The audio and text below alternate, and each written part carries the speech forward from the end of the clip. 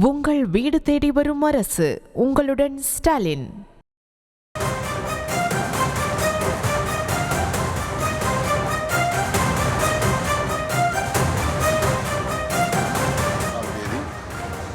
இந்த ஆர்ப்பாட்டம் விஜயவாடாவில் நடைபெறுகிறது. சிறுபான்மை சமூகத்தினருக்கு எதிரான இந்த வெறுப்பு அரசியலை பாஜக கைவிட வேண்டும். நாட்டின் ஒற்றுமையை சீர்குலைக்கக்கூடிய வகையில் மதத்தின் பெயரால் மக்களை பிளவுபடுத்தக்கூடிய மிக மோசமான நடவடிக்கைகளில் பாரதிய ஜனதா சங் பரிவார் அமைப்புகள் ஈடுபட்டு வருவது கவலை அளிக்கிறது. இந்த நிலையில் தமிழகத்திலும் அவர்கள் காலூன்ற துடிக்கிறார்கள். தமிழகத்தையும் சனாதனமயப்படுத்த முயற்சிக்கிறார்கள். அதற்கு சில அரசியல் கட்சிகளும் சாதிய மதவாத அமைப்புகளும் துணை போகின்றன என்பது பெரும் கவலை அளிக்கிறது.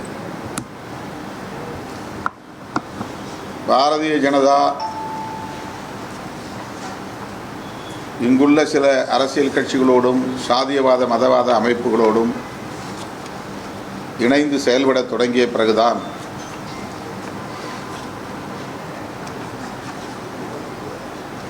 சாதியின் பெயரில் வன்முறைகள் அதிகரித்திருக்கின்றன. ஆணவ கொலைகள் அதிகரித்திருக்கின்றன.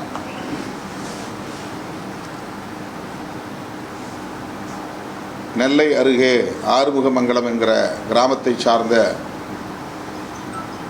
மென்பொறியாளர் கவின் செல்வ கணேஷ் மிக கொடூரமான முறையில் வெட்டி படுகொலை செய்யப்பட்டிருக்கிறார்.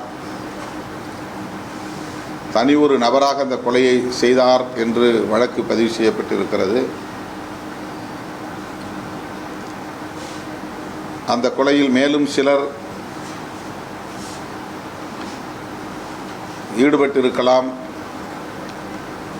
உடன் அந்த இடத்தில் இருந்திருக்கலாம் என்று யூகிக்க முடிகிறது. செல்வ கணேஷுடைய பெற்றோரும் அந்த சந்தேகத்தை முன்வைக்கிறார்கள். எனவே தமிழ்நாடு அரசு சிபிசிஐடி விசாரணைக்கு இதனை மாற்றியிருக்கிறது என்றாலும் கூட ஸ்பெஷல் இன்வெஸ்டிகேஷன் டீம் சிறப்பு புலனாய்வு விசாரணைக்கு அதை மாற்ற வேண்டும். உயர்நீதிமன்ற கண்காணிப்பின் கீழ் அந்த புலனாய்வு மேற்கொள்ளப்பட வேண்டும் என்று விடுதலை சிறுத்தைகள் கட்சி வலியுறுத்துகிறது. அத்துடன் ஆணவ கொலைகள் தடுப்புச் சட்டம் இயற்றப்பட வேண்டும் என்று வலியுறுத்துகிறோம். மாநில அரசுக்கு அந்த அதிகாரம் உண்டு. சாதியின் பெயரால் மதத்தின் பெயரால் நடக்கிற ஆணவ கொலைகள் தேசிய அளவில் நடைபெறும் குற்ற நடவடிக்கைகளாகும். ஆகவே இந்திய ஒன்றிய அரசு ஆணவ கொலைகள் தடுப்புச் சட்டத்தை இயற்றுவதுதான் மிகவும் சரியானது. ஆனால் பாஜக அதில் ஆர்வம் காட்டவில்லை. இதுவரையில் கவின் செல்வ கணேஷ் படுகொலையை கண்டித்து பாஜக தரப்பை சார்ந்த யாரும், ஆர்எஸ்எஸ் உள்ளிட்ட சங்க பரிவாரங்களை சார்ந்த யாரும் கண்டனம் தெரிவிக்கவில்லை என்பதும் கவனத்திலே கொள்ள வேண்டும். இதுபோன்ற ஆணவ கொலைகளை ஊக்கப்படுத்தக்கூடியவர்களாக அவர்கள் இருக்கிறார்கள். சாதி பெருமைகளை ஊக்கப்படுத்துகிறார்கள். ஆகவே சாதியவாத மதவாத அமைப்புகளை கண்காணிக்க வேண்டும். அவர்களின் நடவடிக்கைகளை கண்காணிக்க வேண்டும். முன்னெச்சரிக்கை தடுப்பு நடவடிக்கைகளில் ஈடுபட வேண்டும். பிற சாதிகளுக்கு எதிராக, பிற மதங்களுக்கு எதிராக பரப்பப்படும் வெறுப்பு அரசியலை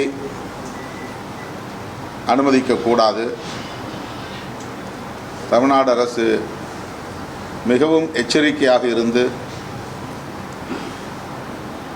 இது போன்ற வெறுப்பு அரசியலை பரவ விடாமல் தடுக்க வேண்டும் என்று விடுதலை சிறுத்தைகள் கட்சியின் சார்பில் கேட்டுக்கொள்வதோடு ஆணவ கொலைகள் தடுப்புச் சட்டத்தை இந்திய ஒன்றிய அரசு நிறைவேற்றும் என்று காத்திருக்காமல் மாநில அரசுக்குள்ள அதிகாரத்தை பயன்படுத்தி மாநில அரசுக்கான ஒரு சட்டத்தை, தமிழ்நாடு மாநிலத்திற்கான ஒரு சட்டத்தை நிறைவேற்றி பிற மாநிலங்களுக்கு வழிகாட்ட வேண்டும் என்று விடுதலை சிறுத்தைகள் கட்சியின் சார்பில் வலியுறுத்துகிறோம். பீகாரில் சட்டமன்ற பொதுத் தேர்தல் நடைபெற உள்ளது. அதனையொட்டி தேர்தல் ஆணையம் மேற்கொண்டு வருகிற சிறப்பு தீவிர வாக்காளர் பட்டியல் திருத்தம் அது மிகவும் விமர்சனத்திற்குள்ளாகி இருக்கிறது, கடும் கண்டனத்திற்குள்ளாகி வருகிறது. SIR என்று சொல்லப்படக்கூடிய ஸ்பெஷல் இன்டென்சிவ் ரிவிஷன் நிறுத்தப்பட வேண்டும் என்று காங்கிரஸ் உள்ளிட்ட எதிர்க்கட்சிகள் அனைத்தும் மக்களவையிலும் மாநிலங்களவையிலும் வலியுறுத்தி வருகிறோம். ஆனால் அதை விவாதிப்பதற்கு கூட நாடாளுமன்ற மக்களவைத் தலைவர், மாநிலங்களவைத் தலைவர் அனுமதிக்கவில்லை. இதனால் தொடர்ந்து நாடாளுமன்ற மழைக்கால கூட்டத்தொடர் தொடங்கிய நாளில் இருந்து எதிர்க்கட்சிகளின் போராட்டங்கள் நடைபெற்று வருகின்றன. 2003க்கு முன்னால் வாக்காளர்களாக தங்களை பதிவு செய்து கொண்டவர்கள் மற்றும் 2003க்கு பின்னால் வாக்காளர்களாக பதிவு செய்து கொண்டவர்கள் என்று இரு தரப்பாக பிரித்து 2003க்கு பின்னால் பதிவு செய்தவர்கள் தாங்கள் அந்த பகுதியில் குடியுரிமை பெற்றவர்களாக வாழ்கிறார்கள் என்பதை உறுதிப்படுத்தும் வகையில் ஆவணங்களை ஆன்லைன் மூலம் பதிவேற்றம் செய்ய தேர்தல் ஆணையம் வலியுறுத்துகிறது. அந்த நடவடிக்கையின்படி இதுவரையில் பீகாரில் 65 லட்சம் வாக்காளர்களை வாக்காளர் பட்டியலிலிருந்து நீக்கியிருக்கிறார்கள் என்பது அதிர்ச்சி அளிக்கிறது. மேலும் பல லட்சம் பேரை நீக்குவதற்கு வாய்ப்பு இருக்கிறது என்றும் சொல்லப்படுகிறது. இவ்வாறு வாக்காளர் பட்டியலிலிருந்து நீக்கம் செய்யப்பட்டவர்களில் பெரும்பான்மையானவர்கள்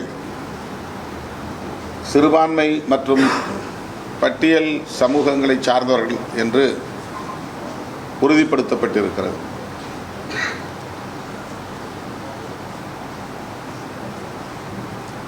ஒரு திட்டமிட்ட ஜனநாயக விரோத நடவடிக்கையை தேர்தல் ஆணையத்தின் மூலம் மோடி அரசு மேற்கொண்டு வருவது மிகவும் ஆபத்தானது. இது தமிழ்நாட்டுக்கான நடவடிக்கையாகவும் விரைவில் மாறும். இந்தியா முழுவதும் உள்ள ஒவ்வொரு மாநிலத்திலும் இதை நடைமுறைக்கு கொண்டு வர தேர்தல் ஆணையம் திட்டமிட்டிருப்பதாக தெரிகிறது.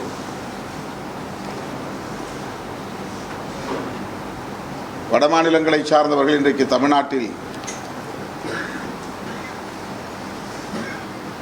ஏறத்தாழ 70 லட்சம் 80 லட்சம் பேர் தொழிலாளர்களாகவும் வியாபாரிகளாகவும் இங்கே குடியேறி இருக்கிறார்கள் என்ற புள்ளி விவரம் கிடைக்கிறது.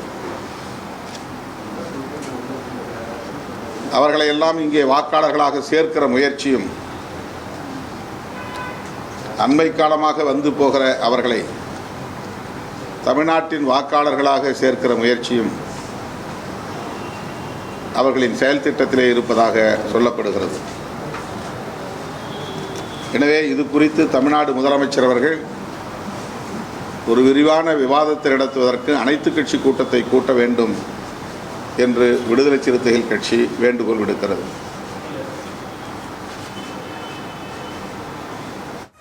உங்கள் வீடு தேடி வரும் அரசு. உங்களுடன் ஸ்டாலின்.